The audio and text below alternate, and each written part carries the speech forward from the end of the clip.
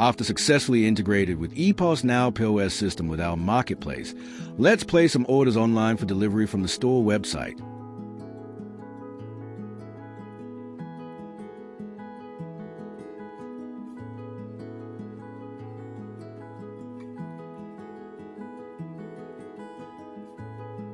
Providing the valid address for the delivery.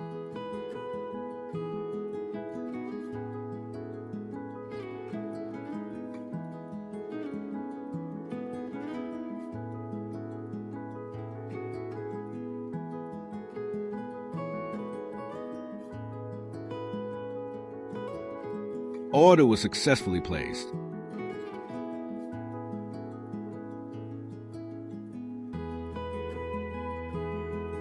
We have received the order successfully on our EPOS Now device with the item and add-ons along with the prices and order value.